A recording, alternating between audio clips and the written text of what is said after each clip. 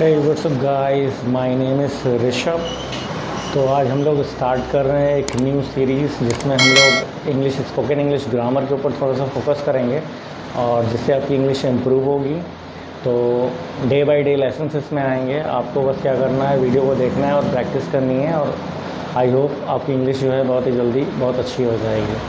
तो पहले हम लोग बात करते हैं इंग्लिश के 3 बेसिक कॉन्सेप्ट्स के बारे में जिसके बिना इंग्लिश बोलना लगभग असंभव है। तो उसके लिए हम लोग कुछ सेंटेंसेस के बारे में बात करेंगे और उससे पहले इंग्लिश आपको कैसे आएगी, इंग्लिश के लिए आपको प्रैक्टिस करनी पड़ेगी। तो सबसे पहले आपको प्रैक्टिस करनी पड़ेगी, ज़्यादा से ज़्यादा इंग्लिश बोलिए। कोई अगर नहीं है उसके बावजूद भी आपको प्रैक्टिस करना है, खुद से प्रैक्टिस करिए। जो चीज़ें हो रही हैं उसको तो कोशिश करिए ट्रांसलेट करने की इंग्लिश में। तो चलिए, प्रैक्टिस बहुत ज़रूरी है, तो आपको प्रैक्टिस करना बहुत ही ज़्यादा ज़रूरी है। तो 3 टाइप्स ऑफ सेंटेंसेस होते हैं, उसके बारे में पहले हम लोग पढ़ते हैं। पहला जो हमारा है वो है डिक्लेरेटिव। डिक्लेरेटिव सेंटेंस जो होता है जिसमें हम लोग कोई चीज़ डिक्लेयर करते हैं। जैसे मैंने बोला माय नेम इज़ ऋषभ, मैंने बताया कोई चीज़ कि मेरा नाम ऋषभ है, तो मैंने डिक्लेयर किया। तो आपको सेंटेंसेस मिलेंगे डिक्लेरेटिव के फॉर्म में। सेकंड पार्ट हो जाएगा हमारा इंट्रोगेटिव। इंट्रोगेटिव में कोई आपसे क्वेश्चन पूछेगा, व्हाट इज़ योर नेम, तो मतलब जैसे कोई आपसे क्वेश्चन पूछ रहा है तो वो हो जाएगा इंट्रोगेटिव सेंटेंस। और थर्ड आ जाएगा हमारा जिसमें आपको कोई कमांड कर रहा होगा या रिक्वेस्ट कर रहा होगा, तो उसको बोलते हैं कमांड सेंटेंसेस। तो जैसे किसी ने बोला सिट डाउन या किसी ने आपको ऑर्डर दिया कोई काम करने का, तो ये 3 तरह के सेंटेंसेस आपको मिलेंगे इंग्लिश लैंग्वेज में। ऑर्डर हो रहा होगा, रिक्वेस्ट हो रहा होगा, या फिर कोई क्वेश्चन पूछा जा रहा होगा, या फिर सिंपल डिक्लेरेटिव सेंटेंसेस होंगे। तो चलिए आगे बढ़ते हैं। आगे हमारे पास है पार्ट्स होते हैं, सेंटेंस के पार्ट्स होते हैं, तो उसके बारे में हम लोग पढ़ते हैं थोड़ा सा।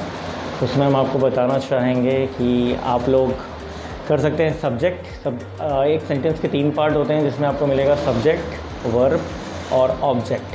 3 चीज़ें होती हैं जिसमें आपको बताना चाहेंगे सब्जेक्ट। जो सब्जेक्ट क्या होता है, जो काम को करता है उसको हम लोग कर्ता बोलते हैं, यानी कि सब्जेक्ट बोलते हैं। जैसे राम दौड़ रहा है तो राम उसमें क्या है, सब्जेक्ट है, राम इज़ रनिंग, तो राम हमारा सब्जेक्ट हो गया।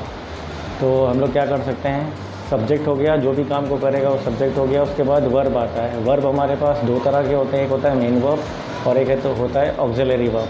तो ऑक्सिलरी वर्ब क्या होता है, जो हेल्पिंग वर्ब भी जिसको बोलते हैं। तो पहले मेन वर्ब के बारे में जानते हैं। मेन वर्ब मुख्य क्रिया होती है जिसमें जैसे मान लीजिए जो मेन क्रिया है, जैसे Ram is dancing, Ram dance कर रहा है, तो डांसिंग जो हो गया वो मेन क्रिया हो गया। और जो हम लोग इसमें जो मुख्य क्रिया है वो इज़ है, is, Ram is dancing. Is means हो गया आपका ये हेल्प कर रहा है, हेल्पिंग वर्ब है।